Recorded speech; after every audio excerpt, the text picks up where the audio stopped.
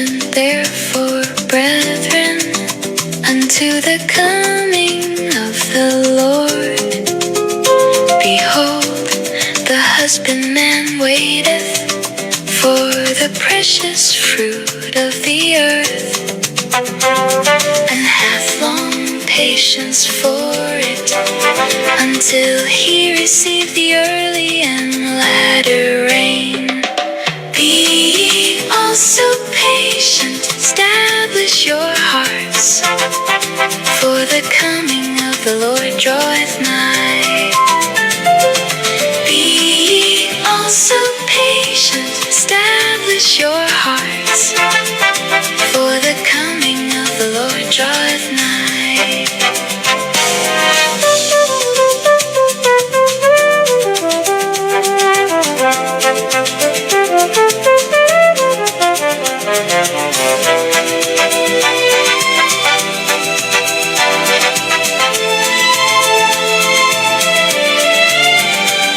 And hath long patience for it, until he receive the early and latter rain. Be ye also patient, establish your hearts, for the coming of the Lord draweth nigh.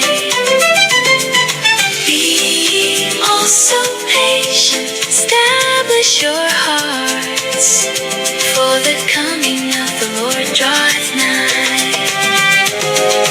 Be ye also patient, establish your hearts, for the coming of the Lord draweth nigh. Be ye also patient, establish your hearts, for the coming of the Lord draweth nigh.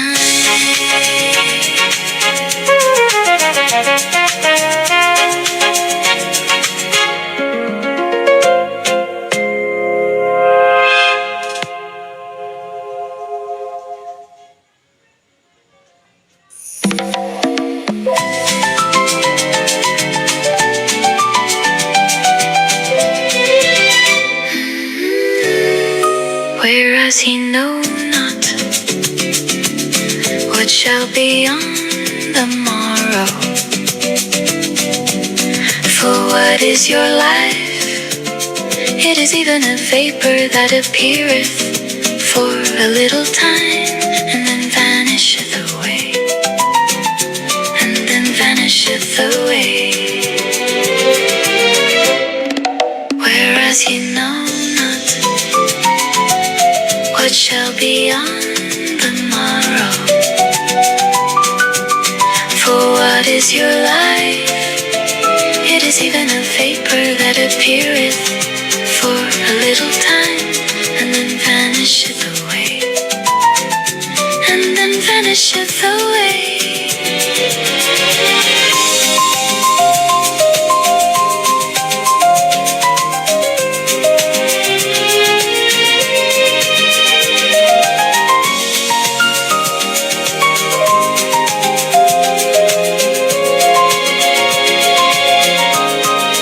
Whereas ye know not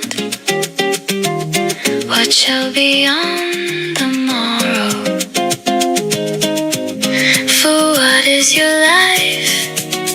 It is even a vapor that appeareth for a little time, and then vanisheth away, and then vanisheth away. Whereas ye know not what shall be on the morrow. For what is your life? It is even a vapor that appeareth for a little time, and then vanisheth away, and then vanisheth away.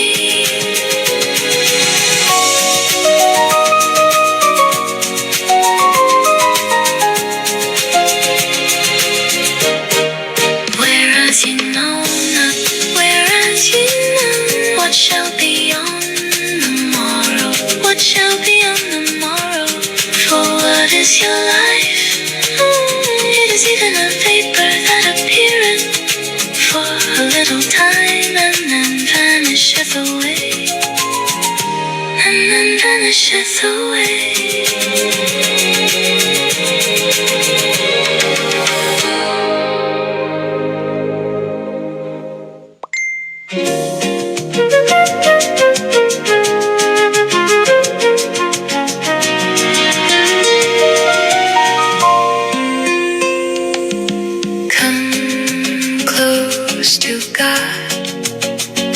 He will come close to you.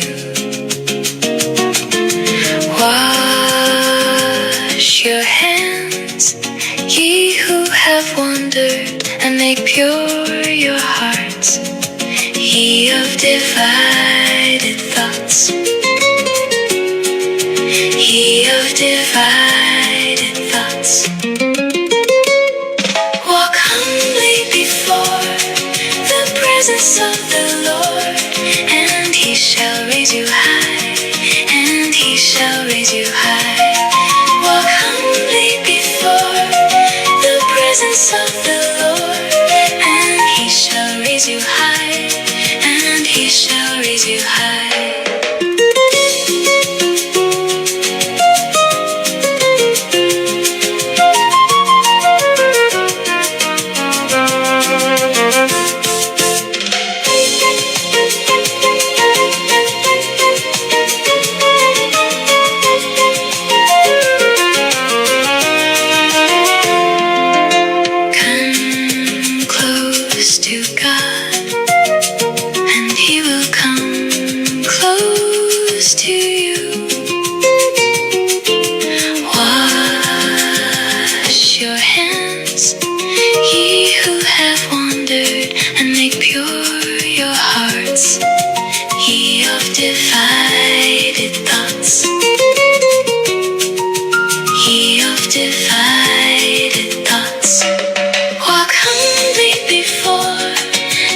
Presence of the Lord, and He shall raise you high, and He shall raise you high.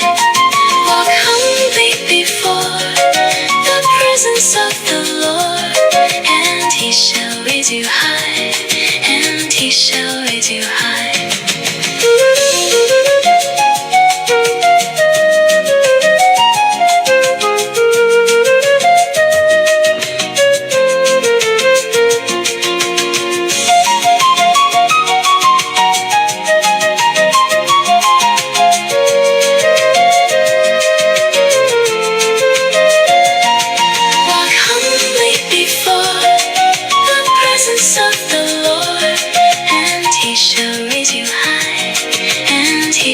Raise you high. Walk humbly before the presence of the Lord, and He shall raise you high, and He shall raise you high.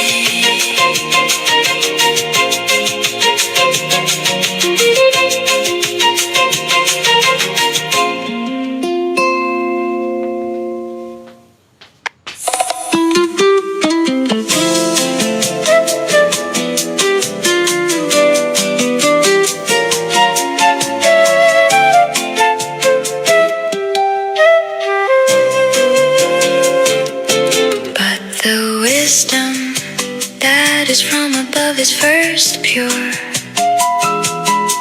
then peaceable, gentle, and easy to be entreated, full of mercy and good fruits, without partiality, and without hypocrisy, and without hypocrisy. And the fruit of righteousness is sown in peace of them that make peace. And the fruit of righteousness is sown in peace of them that make peace.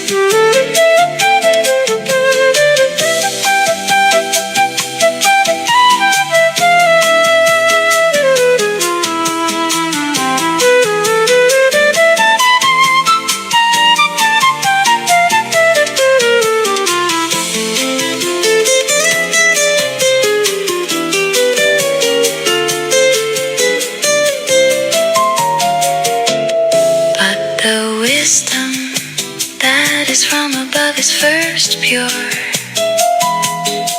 then peaceable, gentle, and easy to be entreated, full of mercy and good fruits, without partiality, and without hypocrisy, and without hypocrisy. And the fruit of righteousness is sown in peace of men that make peace. Praise the Lord. Hallelujah. Isang magandang gabi po sa ating lahat, mga kapatid. Today is Friday.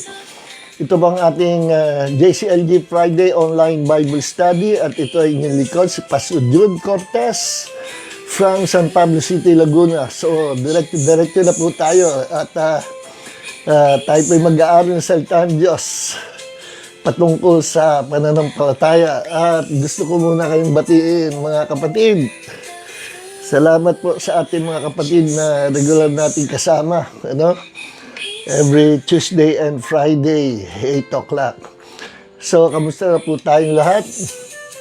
By the way, kung meron po kayong mga questions, katanungan, pwede nyong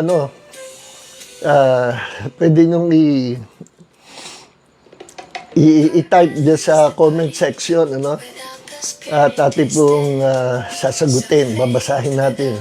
Kung meron din kayong prayer request, pwede nyo rin akong i-message sa personal Facebook account ko sa messenger ng Nes Cortez. Umaapir yung pangalan ko ngayon dyan. Alright. Bagamat napakarami kong messages sa aking personal na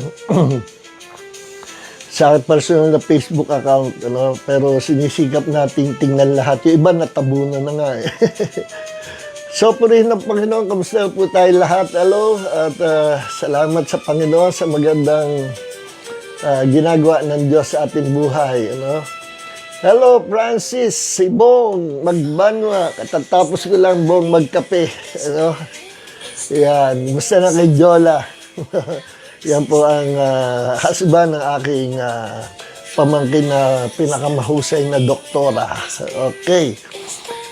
God bless Bong, Francis Magbanwa at Jola. God bless you at ang inyong pamilya. Magpalain kayo ng Panginoon. Hello, Sister Francisca Armamento. God bless you, Sister Hansing. Nice to see you again. Sorry po. So, purihin ng Panginoon. God bless, Sister Ansel Francisca Armamento, pagpalain ng boss ang bahay mo. At ang aking bayaw, si Brother Orlando Malonzo Pulintan. Tawagin mo na si Joyce, yung bang asawa ng aking nakatatandang kapatid. God bless, pagpalain ang inyong buong sambahayan, Lando and Joyce. At salamat sa Panginoon sa buhay nyo. At praise God, God bless you. At gandi si Brother Tom and Ida are watching. God bless your family, Brother Tom and Ida. Pagpalain kayo ng Panginoon. Hello, Sister Vita Ontiveros. God bless you, Mom. Nice to see you again, Sister Vita. Si Nestle Ann Karingal, parang kilala kita, iha. Yan po ang anak ko, kaisa-isang only daughter. Yan. At hello, Sister Carol Aliasas. Hello, God bless you. Yan po ang ating treasurer, ating secretary ng church. Hello po. Yan, God bless. Salamat, Sister Carol, for being with us sa Bible study. So, purihin ang Panginoon. At diretso na po tayo, para hindi tayo masyadong gabihin. Habol na lang yung iba. So let us pray. Heavenly Father, maraming po salamat, Panginoon, sa araw na ito, sa gabi itong ginawa mo, na, Panginoon, Ikaw ang Diyos na tumutugo sa lahat ng aming pangailangan. Ikaw ang Diyos na nagpapagaling, nagpo-provide sa lahat na nangangailangan. Ikaw ang Diyos na nagliligtas sa lahat ng landas ng kapahamakan. Ikaw ang Diyos na nagliligtas sa amin. Ikaw ang Panginoon na kumocover, bibigyan divine protection sa aming pamilya at sa bawat miyembro ng aming pamilya. We are all covered by the precious blood of the Lord Jesus Christ. At dahil ko po, lahat ng pamilya na kasama namin sa Bible study will be under the covering of your precious blood. Thank you, Father God, for your goodness and loving kindness. Salamat po. Anoint us, Father God, with the fresh anointing of wisdom and revelations para maintindihan po namin malalim na bagay na nagmumula sa iyo. We thank the Holy Spirit, our teacher, tonight. Salamat, Panginoon. Kung wala ka, hindi po namin maintindihan ang malalim na bagay na nagmumula sa iyo. And right now, we declare success, victory, prosperity, healing, strength, and abundant life sa bawat isa na narito ngayong gabi at yung pahabol pa lang. God bless them, Lord. At ikaw po ang Diyos that you will strengthen those who are weak and you will heal those who are sick. By the wounds of Jesus, we are all healed 2,000 years ago. By the wounds, by the blood of Jesus. We declare miracles tonight, Panginoon. We declare answer prayer sa mga nangangailangan ng katugunan sa panalangin. And all glory and honor belongs to our Lord God the Savior, Jesus Christ. Amen, amen, and amen. Yan. Thank you, Lord. Ang ating paboritong Balaes, Leonida Lorica, fresh from Montalban, Rizal. Basta na Balae, ano? God bless you. Pagpalain po kayo ng Panginoon at kamusta sa inyo at sa inyong sambahayan. Alright, at si Nestle Ann Karingal, ang aking my only beautiful daughter in the world. Alright, let's go na po. So, napansin nyo na medyo nag-iba ng ating unang team song, no? Para hindi tayo masyadong kainitan ni Mang Meta kasi nga matagal nang pinapatanggal sa ating baka maka-copyright tayo. Kahit na tayo ay allowed ng aking dabarkads na si Pastor Luis Boy Baldumaro, no? Na ating patugtugin music nila, pero ayaw pa rin ng Facebook, ano? Kaya pero huwag tayo makainitan. Medyo iba naman. Baka sakaling lumamig-lamig. So anyways, we thank God. We thank God na merong Facebook. Ano? Alam natin, ginagamit ito sa libutan. Ano? Even the devil's using Facebook. Pero hindi naman lang ganon. Ano? God is also using Facebook para maging ang tawag dito, para maging platform ng pangangaral ng salita ng Diyos, gaya ng ginagawa po natin ngayon. Ano po? So, okay, patayin ko lang po ito. At tayo ay uusad na. Okay, sakay na tayo sa bangka, mga kapatid, at tayo ay papalaot sa kalaliman. Alright. So, title po nito ay yung ating series of lesson, part 7 na po ngayon. What is faith in the Word of God? What is faith in the Word of God? No? At marami na tayo natalakay, no? Gaya ng faith is taking God at His Word, no? Faith is believing that what God says is true, whether we see it or not, feel it or not, or understand it or not. Talakay natin yan, ano? Number 2, faith is confidence in God's character. No?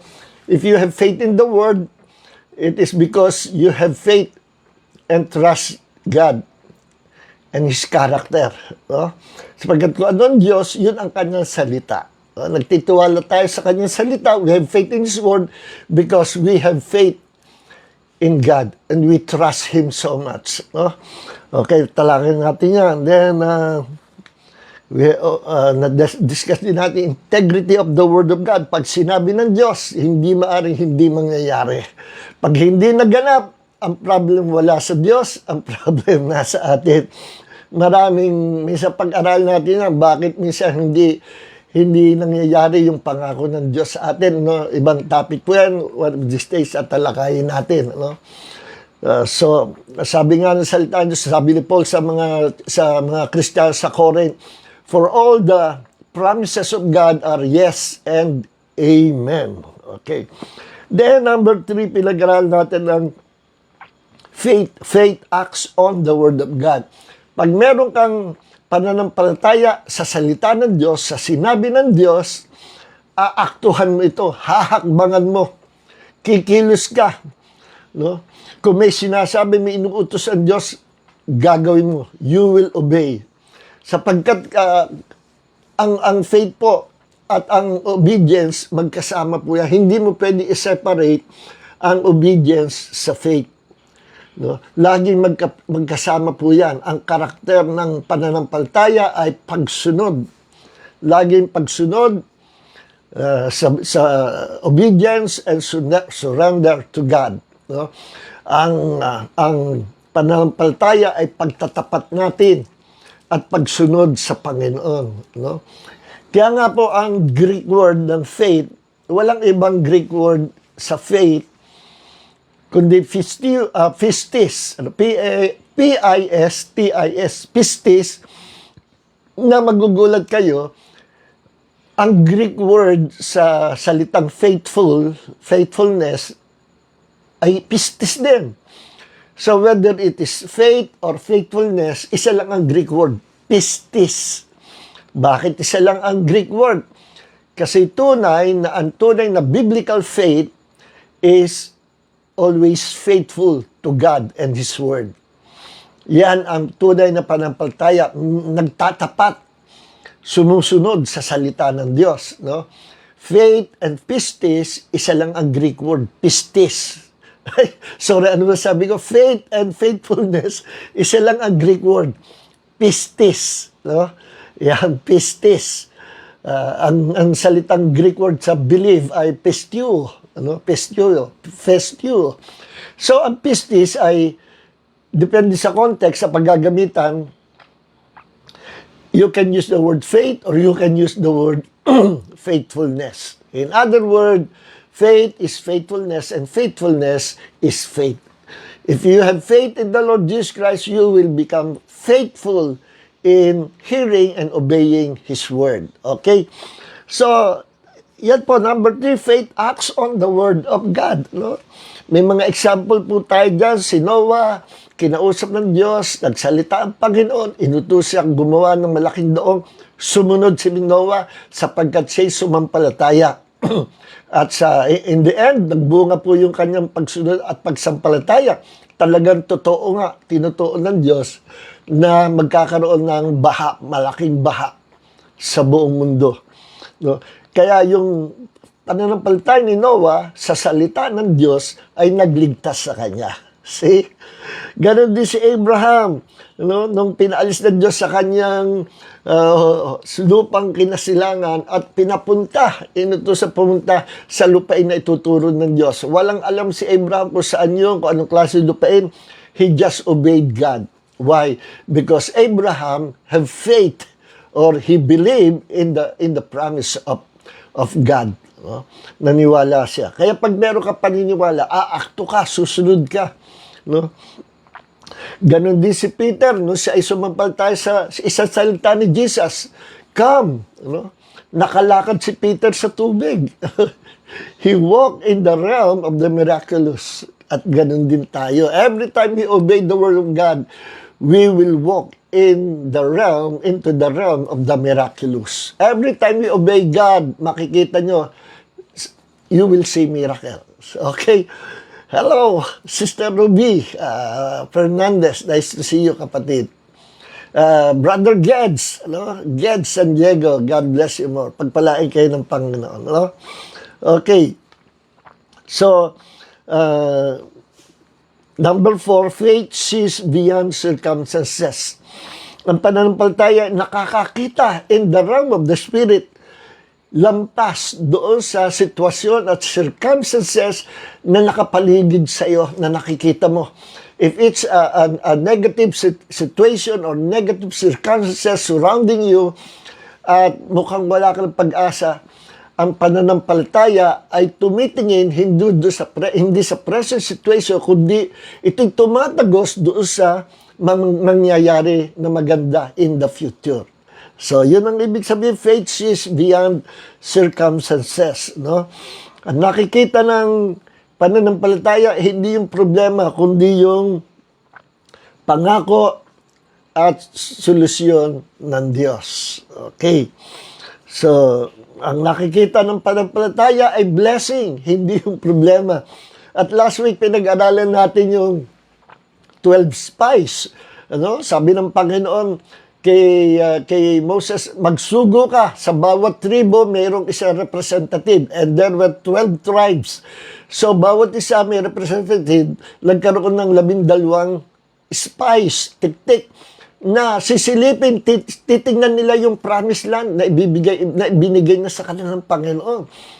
12 sila. Ay nagulat at natakot yung 10 spies at nagsalita sila at nagkaroon sila ng mga pag-alangan at sabi nila, naku po, yung palang ating tatahaki, kukunin lupain, may nakatira na pala dyan at mga higanti pa. Yung mga kilabot na higante, nandiyan. Yung mga anak nila ng anak nandiyan. Ako po, hindi tayo makakapasok. At tingnan nyo naman ang size, para lang tayo tipaklong sa kanila.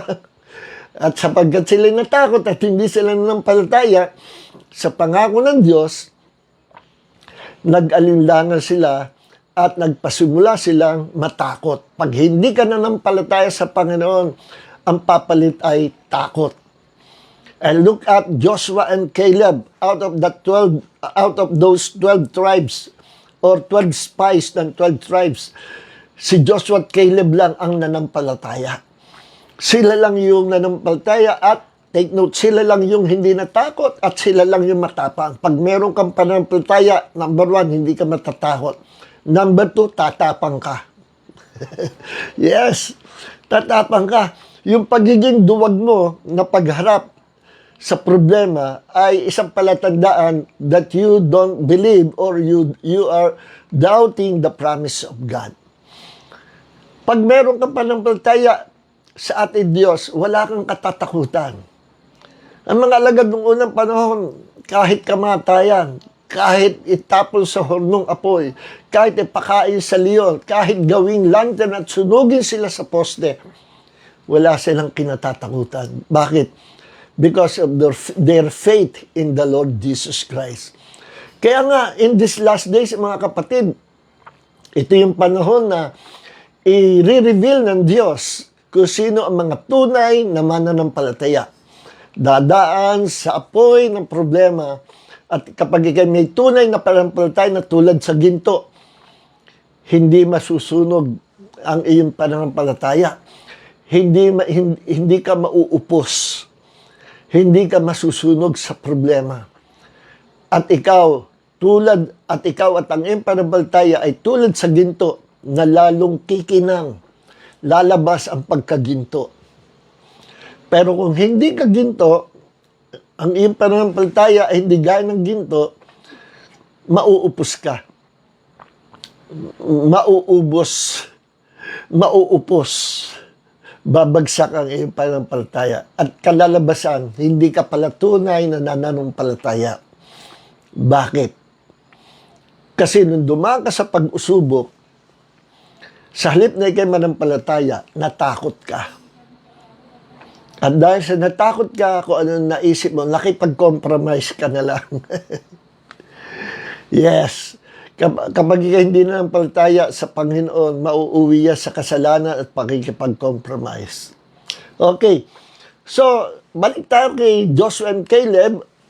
Kung ang 10 spies, ang tingin nila ay gasinliit lang sila compare sa ng grasshopper, compare sa size ng mga taong o ng mga nilalang nando, mga giants, nakita nila ang kaliitan nila at kalakihan ng problema. Bakit? Because they did not have faith in their hearts. At nag-distract sila na nakita nila. Pero, ito naman ang attitude of faith kapag may pananampalataya, like Joshua and Caleb. Ano sabi nila? Yan lupain na yan, ibinigay na sa atin ng Panginoon. No? Huwag lang kayong mag-aalinlangan. Huwag kayong matakot. Yang mga yan, sila'y tinapay, blessing sa atin. Hamburger sila sa atin. Anong ibig sabihin? Yung mga dyan siya, ang mga kalaban natin yan, sila'y blessing sa atin. Totoo yan. Every time na meron tayong spiritual warfare or battles in this life against problems, against the devil, against sickness and disease, against lack, against anything, any problems, tandaan nyo, huwag ka lang susuko. No retreat, no surrender. And in the end, makikita mo, you are more than a conqueror. Makikita mo rin, after the battle, mamumulot ka ng pagpapala sa Panginoon. Maletang pagpapala. Hindi satanic, hindi demonic suitcase, hindi maletang galing sa demonyo, no? Masusunog yan, pati yung tumatanggap niya, masusunog din sa impyerno, no? Hindi yan maletang yan. Peke yan. Sinasabi ko, after every battles in life, you will receive miracle, you will receive blessings from the Lord. Laksa-laksang pagpapala. Amen. Pero to balance this, huwag naman kayong after sa blessing, ano? Huwag kayong, kaya kayo susunod sa salita ng Diyos dahil gusto nyo i-bless. Maling attitude yan. At iyan ay karumihan sa harapan ng Diyos. Kaya tayo sumusunod sa Diyos because we really love the Lord. If we love the Lord, we will love His Word. If we love the Lord, we will obey His Word. See? Ano sabi ng Panginoon sa John 14 verse 21? Those who kept my commandments, they are the ones who truly love the Father. And the Father will love them. And I will love them too. No? And I will manifest to them or to him or to her. Ang sino mang nag-iingat o sumusunod sa aking salita ay siyang tunay na umiibig sa akin. At iibigin siya ng aking Ama, iibigin ko rin siya at ako ay magpapakahayag sa kanya. Naku, pag sinabi yan ni Jesus, magpapakahayag, alam niyo na ang kasunod. Yes, alam niyo na ang kasunod. Panalong-panalo ka, kapatid. Hello, Pastora Telma de la Cruz.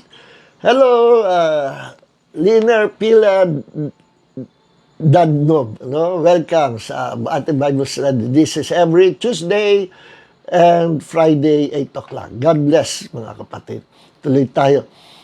Amor, Sister Amor, nice to see you po uli. No? Sister Amor Bicomo, ang Dabar Cards nyo, nandito rin. Si Mami Tells. Okay, tuloy tayo. So, ganun po, no? We're studying this biblical faith. No? And biblical faith is always faith in the Word of God.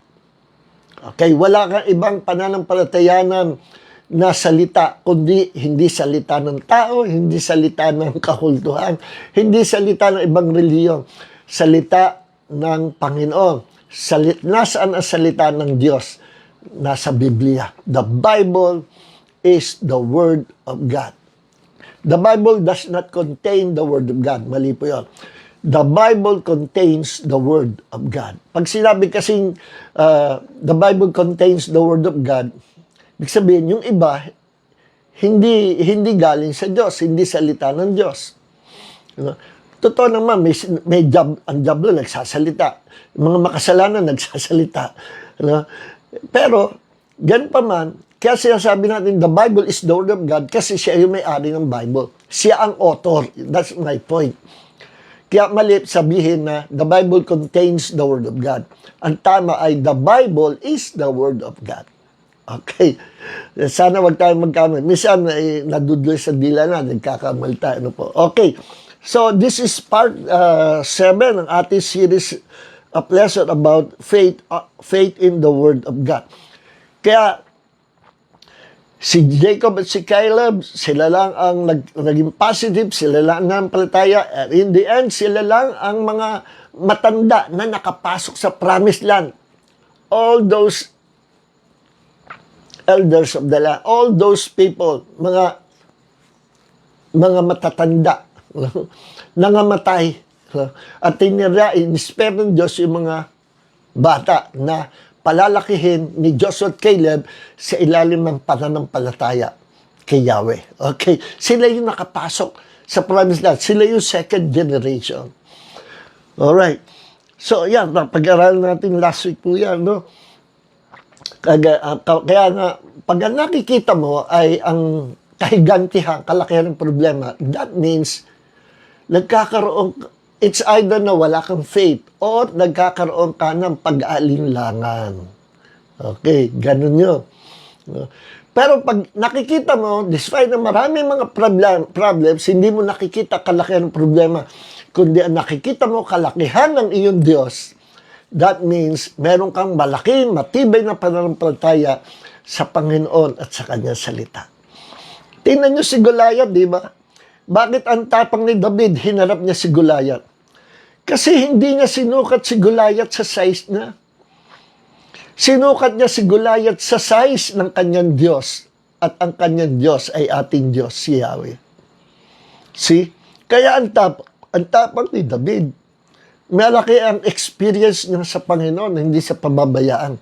Nakikita niya ang kalakihan, ang kahigantihan ng kanyang Diyos compare sa kahigantihan ng mga kalaban. Okay, so, now, tingnan natin itong another point patungkol sa pananampalataya. Faith does not deny reality.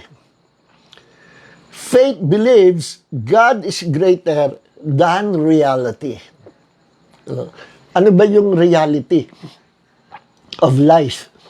Yun yung facts of life. Ano yung mga facts of life? Marami. No? Ang tao, pag walang pera, magugutom. Pag walang trabaho, magugutom. Walang pera eh. No? Ang tao, pag naging mahina, nagkakasakit. Ano? Ang tao, pag hindi nag-ingat, mamamatay nang wala pa sa panahon.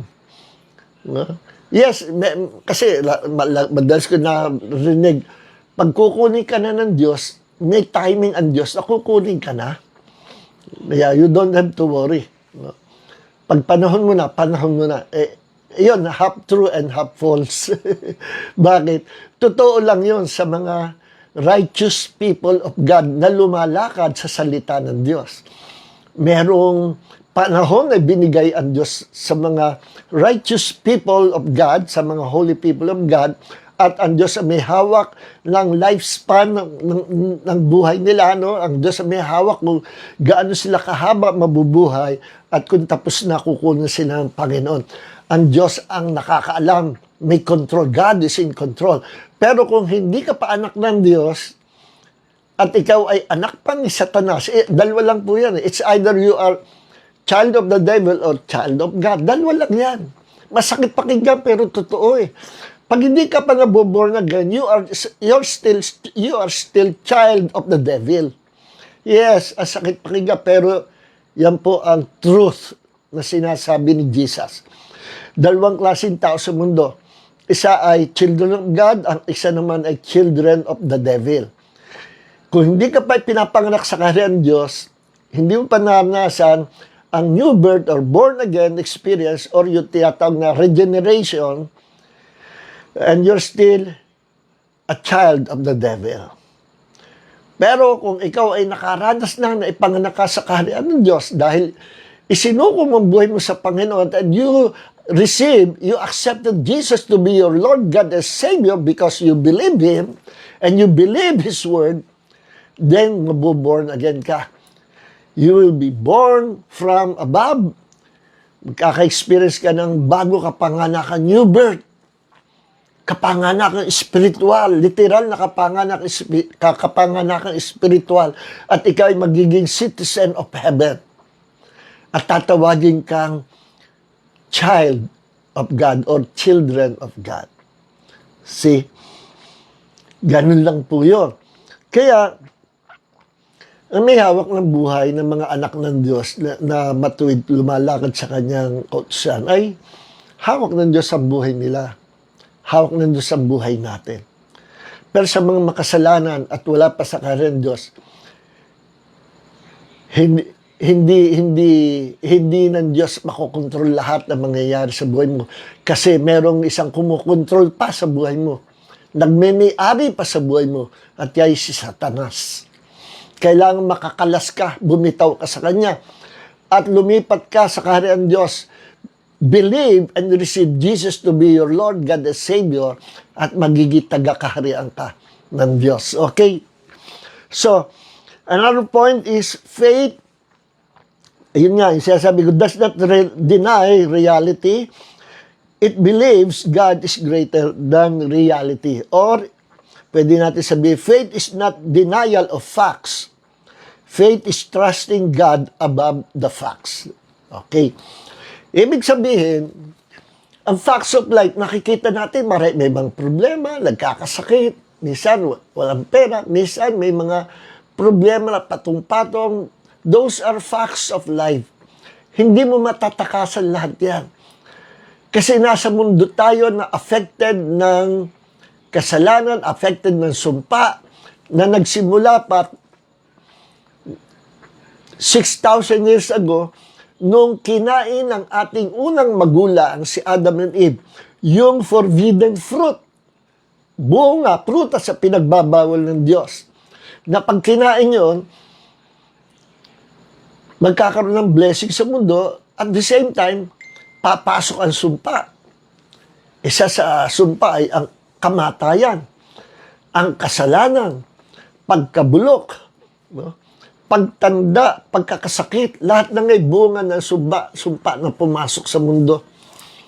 Pero kapag ikaw ay na kay Kristo na, yes, nandito pa rin tayo sa mundo na affected ng sumpa. Pero mayroong future na inihanda sa atin ang Diyos.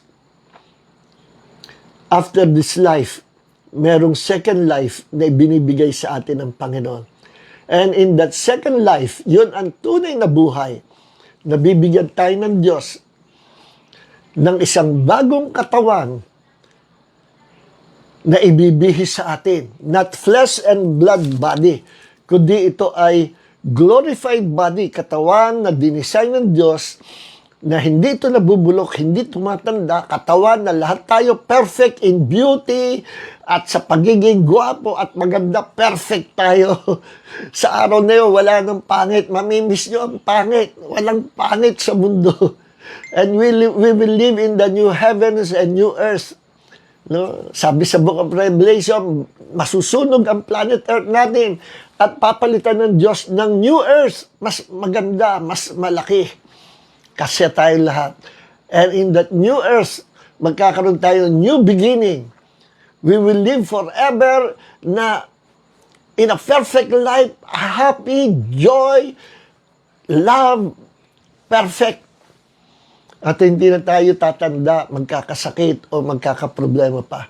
We will enjoy the presence of the Lord Jesus Christ, the presence of the Holy Spirit, and the presence of our very own Father, Father God, forever sa buong eternity. Ang kalakihan ng mundo na ating titirhan, kulang ang ilang taon para pasyalan natin ang napakaraming makikita at maranasan natin sa next life natin. Yun ang tunay na buhay na inihanda sa atin ng Diyos. Pero sa aba ng mga tao na nireject si Jesus, no?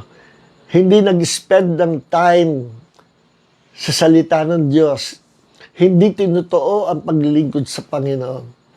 Ang kahantungan nila ay walang hanggang kaparusahan, dagat-dagatang apoy. Hindi lahat ng tiyatawag na Kristiyano ay maliligtas. In fact, marami pong mga Kristiyano naka-experience ng near-death experience at dinala at pinakita sa kanila ng Panginoon kung anong klase meron ang hell, kung paano tinotorture ang mga spirits, ang mga namatay na tao doon, kung paano pinahihirapan ang mga demonyo. And then sa Judgment Day, ang impyerno at lahat ng mga kaluluwa nandoon, including the devil and his demons and his fallen angels, will be thrown into the lake of fire. Doon sa lake of fire, yun na magiging permanent na residensya ng lahat ng mga walang kaligtasan. At sabi ng mga, those people who experience that near-death experience, parang siya sabi, kakilakilabot ko, merong horror movies na makikita ka walang dadaig doon sa reality of hell, sa underworld, na ma-experience ng isang taong walang kaligtasan. Kaya mga minamahal, itong time natin sa Bible study, this is a very precious time na binigay ng Diyos sa atin. Mahalin natin to, palagan natin to. Hello, Sister Rosie Marabi Cruz. Musta na kayo ni Sister Suseta, no? God bless you po, Sister Rosie. Okay, so, yan ang facts of life, ano? Ngayon, may problema, may sakit, ayaw natin ang buhay nito. Ang gusto natin yung next life. Pero tiis-tiis tayo ngayon, no? Ngayon, yun yung facts of life. Although merong ganyan, may sakit, may kawalan, may kamatayan, may kung ano problema. Alam niyo po ba, by the grace of God, nag-provide ang Diyos ng temporary remedy habang hindi pa niya tayo kinukuha, na nagtitiis tayo dito sa planet Earth, na kinaroroonan ng mga curses. Nagtitiis tayo at binigyan tayo ng Diyos ng pansamantalang solusyon. No? Sinasabi ko pansamantala kasi lahat dito sa mundo may katapusan eh. No? Pag siya pansamantalang solusyon. Kaya halimbawa, nagkasakit tayo, no? Halimbawa, nagkasakit ka. At sabi ng doktor, medical science, I'm sorry, Mrs. No? Pero ang cancer nyo ay talagang advanced stage na. Wala nang cure ang medical science. I'm sorry to tell you. You only have 3 to 4 months to live. Matagal na po yun. So, siyempre, malulungkot yung nakarinig.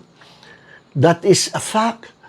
Fact na nakita ng karunungan ng medical science. Totoo, tama yung sinabi ng doktor, tama yung sinabi ng medical science. You only have 3 months to live.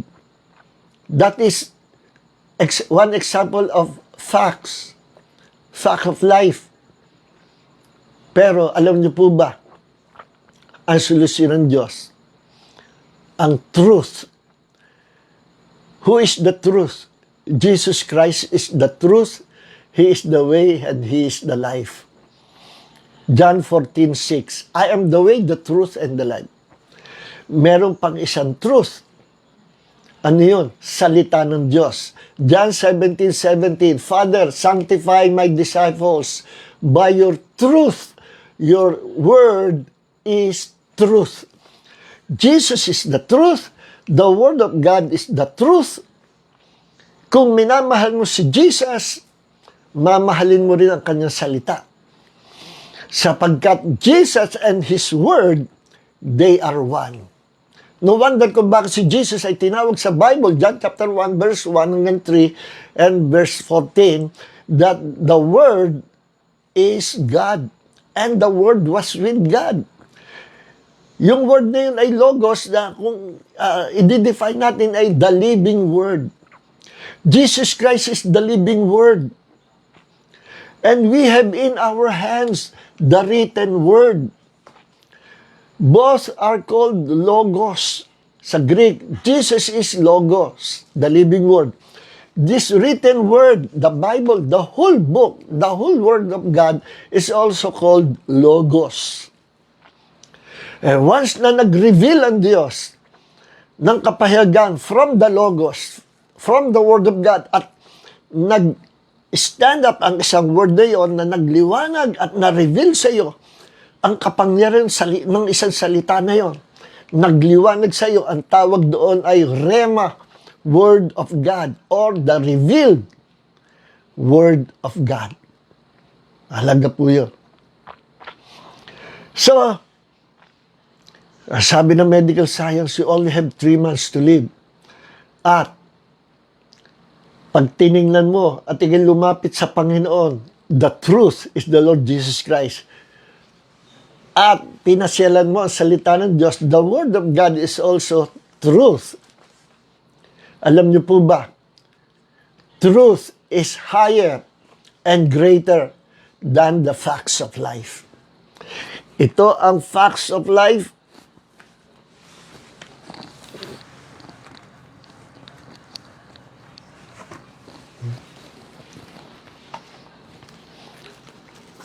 Halimbawa, bigyan ko kayo ng ilustrasyon.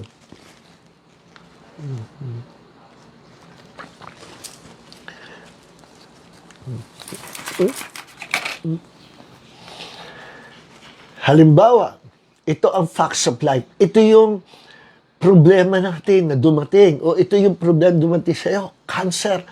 Wala na solusyon. That is part of the reality of life. That is called facts. Facts of medical science. Totoo naman kung ano yung nakita nila, na-diagnose nila, totoo. Hindi sila nagsisinungaling. Pero alam niyo po ba, truth, God's truth is higher than the facts of life. God's truth is more powerful and greater than the facts of life. At kung ito ang facts of life, ito ang problema mo, darating ang truth at lulukuban ang facts of life. Ido-dominate, tatalunin ang facts of life because the truth of God is greater than any facts of life. Amen. Isang example po. Madalas ko i-example ito kasi totoo kasi. Hindi mo na makakalimutan kung anong kabutihan ang ginawa ng Diyos sa buhay ng mananampalataya. Ako'y nagtatrabaho pa sa TV station, sa GMA Channel 7. Ako ay bago pa mananampalataya. Siguro mga 1-year-old pa lang ako or more. Nakaform ako ng maliit na cell group. Yung mga friends ko sa Channel 7, sa office namin, pagka free time, walang work or lunch break, nagtitipon kami lagi sa isang room, sa isang table. At ako naman nagsishare ng mga testimony ko. Noong time na yun, hindi pa ako marunong mag-preach. Dahil sa, meron na akong Bible study, hindi naman ako marunong magturo ng salita ng Diyos. Hello, Janjo, Bunso. Hello, Sister Belen Solis. God bless you. Okay, hindi pa ako marunong mangaral. Hindi ako marunong mag-share ng gospel. Ano ba sasabi ko? I just testify the goodness of the world, of the Lord. But nag-enjoy sila. They enjoy listening to my testimony. At later on, sila man nahikayat sa Panginoon. Na-born again din sila. Nakakahaway to experience ito eh. Let us all become a contagious Christian. Then one lunchtime, nagba-Bible study kami o sharing.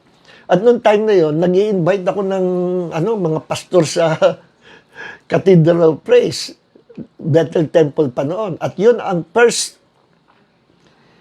speaking engagement ni Pastor David Samuel na siyang senior pastor ng Cathedral of Praise. Hindi niya makakalimutan yun. Na yun ang first ministry, first Bible study na hinandilan niya sa Pilipinas. Noon siya ay bata pa na dumating dito sa Pilipinas. Nakatungtong sa Pilipinas, first time, nagturo siya doon sa aming Bible study. Sa studio na namin at that time ginagawa namin. Invite lang ako na invite. Hindi ko akala ako pala magiging pastor din. Then one time, lunchtime, sharing kami, dumating ang yung kumare ng office mate ko, umiiyak. May daladalang, siguro 1-year-old na baby, no? Daladal niya, umiiyak. Sabi ko, Sister Lulu, bakit umiiyak yung friend mo? Naku, brother Ness, nakakaawa. tinaningan na ng doktor ang buhay niya. Meron siyang cancer of the blood, leukemia. Ilang months na lang ay tatagal niya. Kaya wala siyang mapaghabilin ng anak niya. Pinapaampun na sa akin. Sabi ko, teka muna. Hindi gawin biro. Sabi ko, ganun ba? Paupuin mo dito. At share natin ng kabutihan ng Diyos. Let's share the gospel. Kung ano man, testimony. Kung ano. At pinaupo doon. At nag-share kami ng kabutihan ng Diyos, testimony and a little word of God. Sabi ko sa sister, pagpipray ka namin, if you're willing, do you want to accept Jesus to be your Lord? God the Savior. Yun lang ang alam ko. Gusto mo ba tanggapin si Jesus, maging Panginoon ng buhay mo?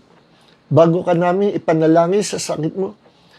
Oo, sige. Malungkot. Sige, pagka tanggap na sa Panginoon, pinag-pray na namin. Sabi ko, Lord, ikaw po ang Diyos na aawa sa babae ito. Pagalingin po sa, give her another chance, more years to live on this planet. Panginoon, pagalingin po sa, ikaw ang Diyos ang papagaling. After noon, nabalitaan ko, after 1 week, nagpatingin sa doktor, natuwa daw yung doktor. May changes sa blood niya. Ewan ko kung changes. And to make the long story short, within 1 month, completely healed. Nawala yung kanyang cancer sa blood. 100% she was healed by the grace of God. Ito pa nakakatuwa. I think after 10 years, nagtatrabaho ko doon sa department namin, as graphic artist, nagtatrabaho ko. Then, merong bata na malaki na, nag-bless sa akin. Ba, sino ito? Batang babae. Inaanak ko ba ito? Natulad ako. Tapos sabi, bless ka kay Tito Nes. Pagtingin, Uy, ikaw yung Oo, ako nga. Yung pinag-pray namin, di ba? Ako nga. Kamusta? Hindi mo ba kilala yung nag-bless sa'yo? Hindi. Yan yung baby ko na ipapaampong ko sana. Kamusta ka? Naku, Brad, I am completely healed. Ilang years na ngayon, buhay pa rin ako. You see? The facts of medical science said you only have few months to live. But truth of God is higher than any facts of life or reality of life. Amen. So, purihin ang Panginoon. Mga kapatid, hanggang dito na lang tayo. Wala na tayong oras, Marami pa akong sasabihin, pero next week. Merong kapartner pa yung testimony kong yan, ikwento ko rin sa inyo. Kaya ako'y tuwa sa Panginoon, hindi ko makakalimutan. Very vivid pa sa aking sa aking mind, yung mga pangyayari yan. Parang kahapon lang, hindi ko makalimutan. Then, ako ay nagpapastor. Ako ay pastor na, may binabible study ako somewhere dito sa San Pablo. Sabi nung may bahay na binabible study ko, naku, Pastor Jun, alam mo, katapat ng bahay namin, sa kabilang karsada, nakakaawa yung ina ng tahanan dyan. Bakit? May cancer of the blood. Ako, sabi ko, na-encounter ko na yan, cancer of the blood na naman. Yung leukemia. May taning na ang buhay. At nalulungkot siya kasi yung mga apo niya ayaw nang palapitin sa kanya.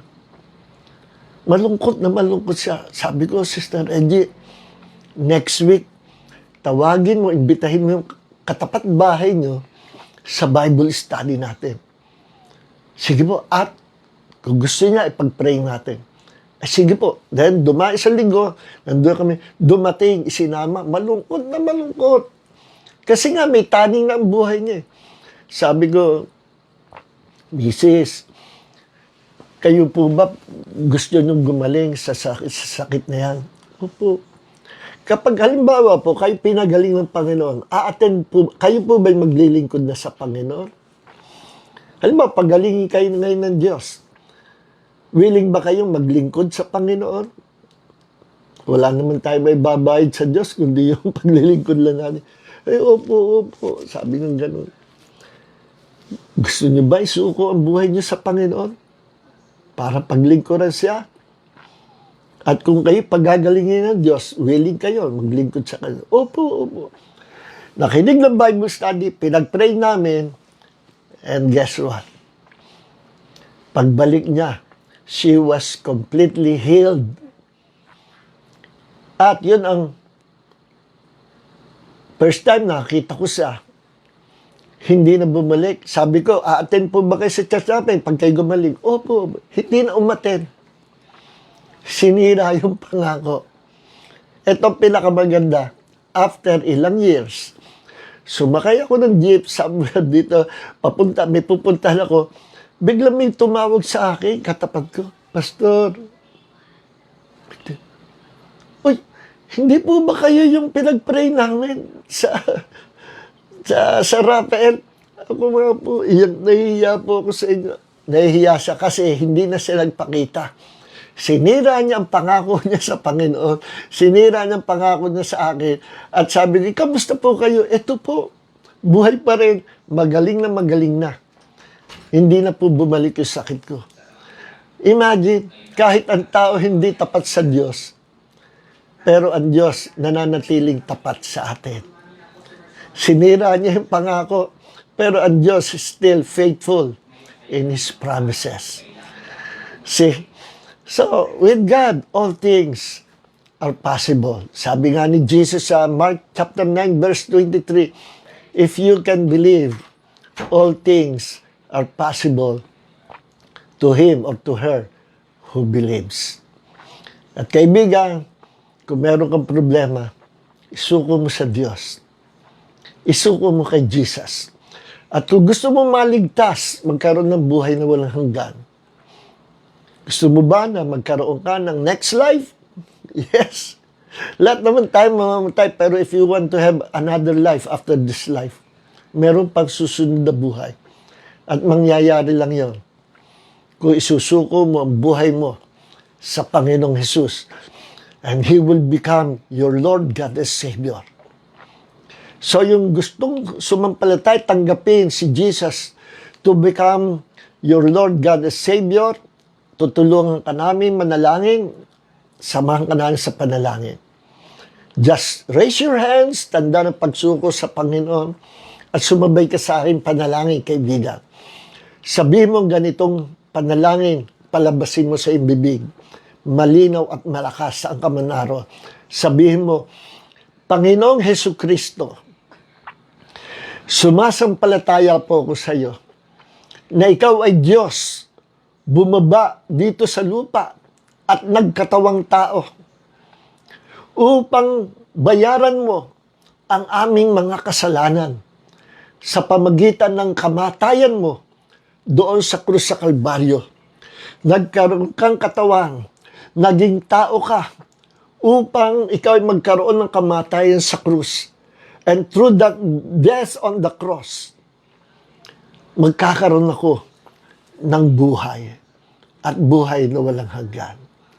Panginoong Jesus, sa gabing ito, sinusuko ko po sa iyo ang aking buhay at tinatanggap kita to become my Lord, to become my God, and to become my only Savior. At simula po ngayon, maglilingkod po ako sa iyo. Pumasok ka sa aking buhay. Baguhin mo ang aking buhay. Bigyan mo po ako ng buhay na walang hanggan. Pagkalooban mo rin po ako ng iyong banal na espiritu na magiging kalakasan ko, kapuspusan ko, at katatagan ko. Marami pong salamat, Panginoong Jesus. Sa iyo po ang lahat ng kapurihan. Jesus, you are now my Lord, my God, and my Savior. Amen. Panginoon, maraming po salamat sa pagpapala mo sa aming Bible study, and those who believe and accepted Jesus to be your Lord and Savior, you are now a child of God. Simula sa araw ito, kausapin mo lagi ang Panginoon. Read the Bible. Bumili ka ng Bible. Kung wala kang pera, mag-download ka sa iyong gadget ng Bible, mga free, nagkaalat sa free Android Bible, free pang Apple na gadget, free, marami. So, Panginoon, pagpalain mo bawat isa at pasamantalang paghiwalay namin. To God be the glory, and we exalt the name of Jesus. And may the grace of Jesus and the love of the Father and the fellowship of the Holy Spirit be with you all. In Jesus' name, Amen. Shalom. So, Monday, Tuesday po ulit. God bless you all.